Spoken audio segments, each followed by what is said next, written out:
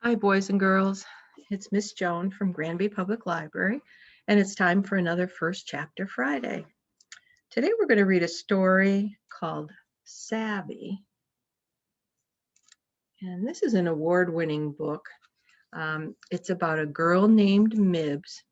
She's about to turn 13, and when she turns 13, she discovers her savvy, which is her magical power. Doesn't that sound good? Shall we start with the first chapter? Ready? When my brother Fish turned 13, we moved to the deepest part of inland because of the hurricane, and of course, the fact that he'd caused it. I had liked living down south on the edge of land, next to the pushing, pulling waves. I had liked it with a mighty kind of liking.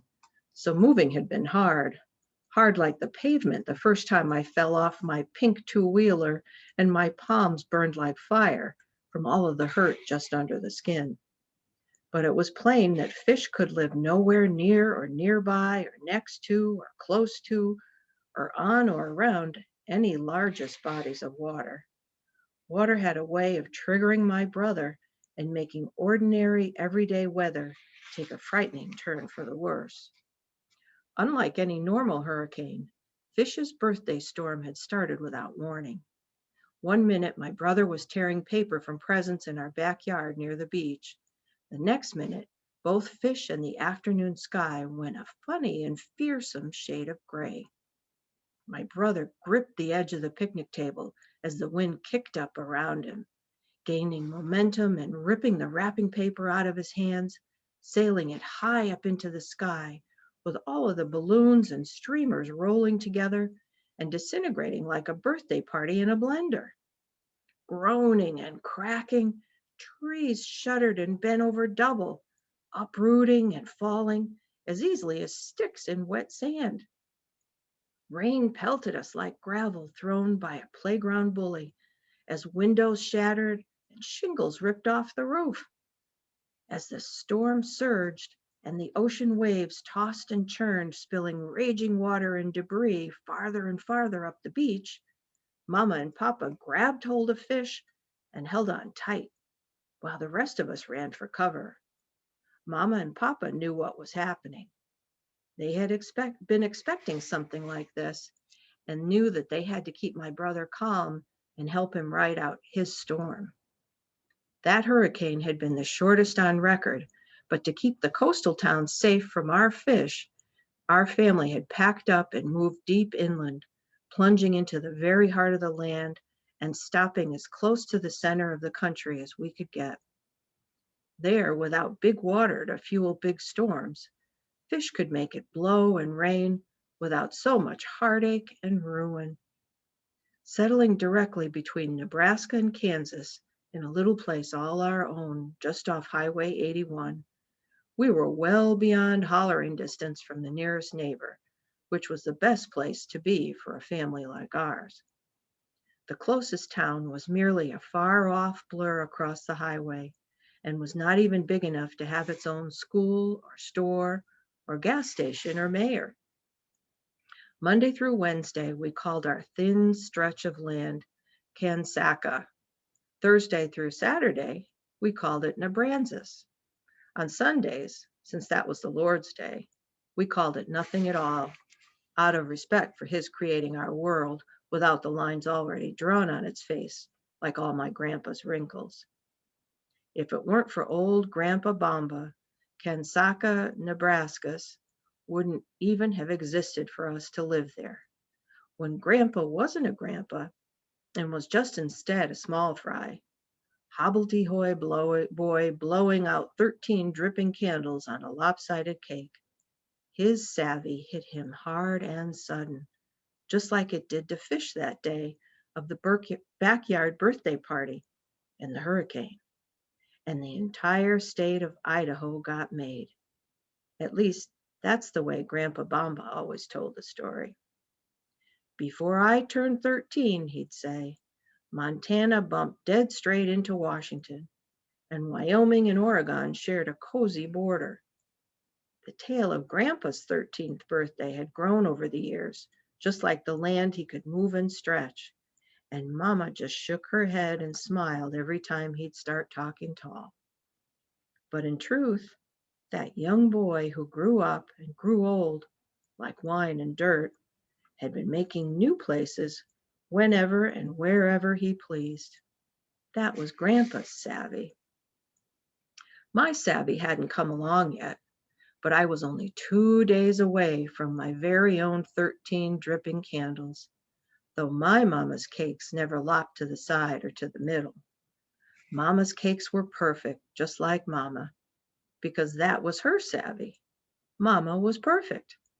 Anything she made was perfect. Everything she did was perfect. Even when she messed up, Mama messed up perfectly. I often reckoned what it would be like for me.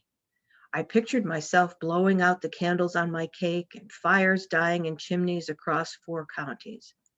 Or I imagined making my secret birthday wish, getting my cheeks full and round with air, then floating up towards the ceiling like my very own happy birthday balloon. My savvy's going to be a good one, I told my brother Rocket. I just know it. Girls don't get the powerful savvy, said Rocket, running one hand through his dark shock of unkempt hair with a crackle of static. Girls only get quiet, polite savvies, sugar and spice and everything humdrum savvies. It's boys who get the earth-shaking kinds of savvy. I had scowled at my brother and stuck out my tongue. Rocket and I both knew that there were plenty of girls climbing around our family tree that had small, strong, and sturdy savvies, like Great Aunt Jules, who could step back 20 minutes in time every time she sneezed, or our second cousin Olive, who could melt ice with a single red-hot stare. Rocket was 17 and full of junk that I wasn't allowed to say until I got much, much older. But he was electric through and through, and that had always gone to his head.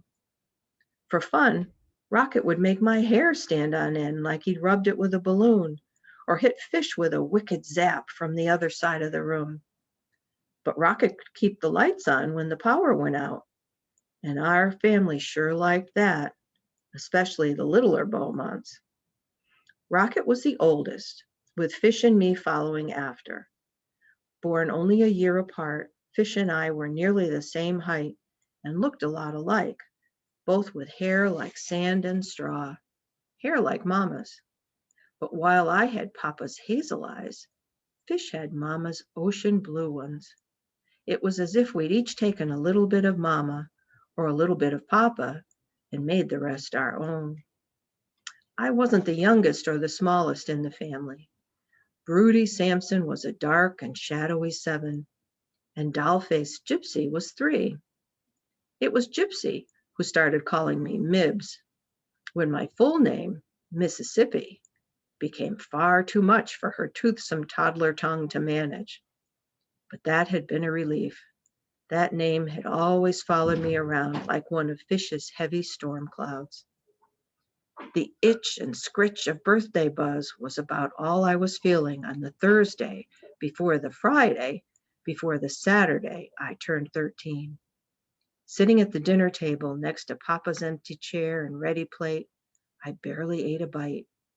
Across from me, Gypsy prattled endlessly, counting the make-believe creatures she imagined seeing in the room and begging me to help her name them.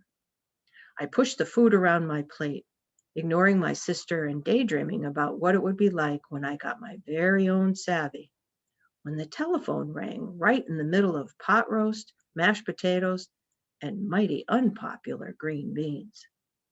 As Mama rose to answer, us kids and Grandpa Bamba too seized the chance to plop our mashers on top of our beans while Mama's back was turned.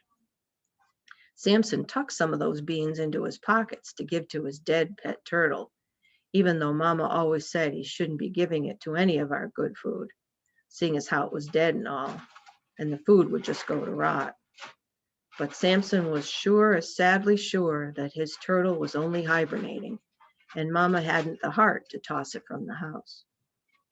We were all smiling to each other around the kitchen table at the smart way we'd taken care of those beans when Mama dropped the phone with a rattling chatter and a single sob. Perfectly devastated, she sank to the floor, looking for all the world as if she were staring right through the checkered brown and blue linoleum to behold the burning hot lava core at the very center of the earth. "It's Papa," Mama said in a choked voice, as her perfect features stretched and pinched. A gust of wind burst from Fish's side of the table, blowing everyone's hair and sending our paper napkins flying pell-mell onto the floor.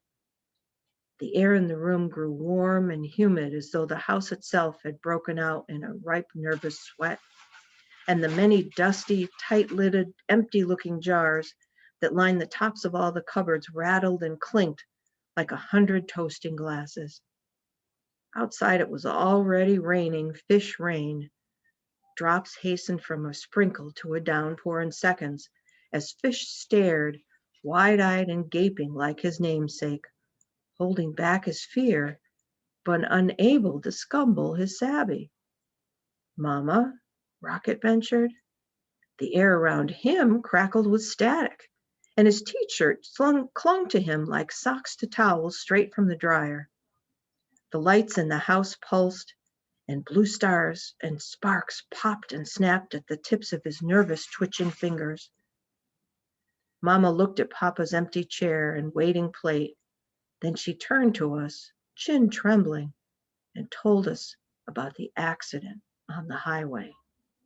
She told us how Papa's car had gotten crushed up bad, like a pop can under a cowboy boot, and how he'd gone and forgotten to get out before it happened, landing himself in a room and a bed at Selina Hope Hospital, where he now lay broken and asleep, not able to wake up.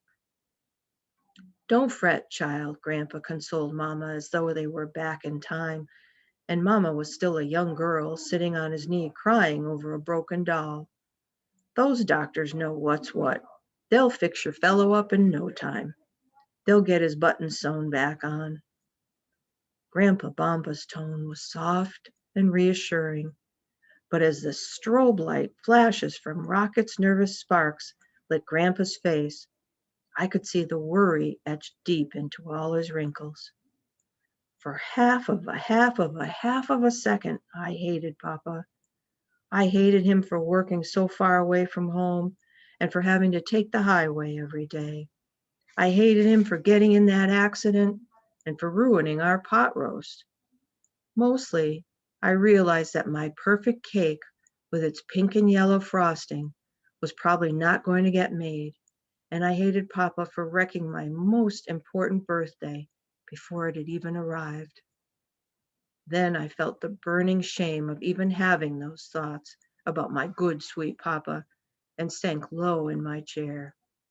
To make amends for my selfish feelings, I sat quietly and ate every last unwelcome green bean from beneath my mashed potatoes, as Fish's rain lashed against the windows and Rocket caused every light bulb in the house to explode with a live wire zing and a popping shatter, sending shards of glass tinkling to the floor and pitching the house into darkness. That's the first chapter of Savvy. And this is written by Ingrid Law. I wonder what Mibs Savvy is going to be. I guess we'll have to read the rest to find out. If you'd like to check out this book, just call the library and let us know. We have extra copies on the shelf. Until next time, take care, keep reading, and we'll see you soon. Bye-bye.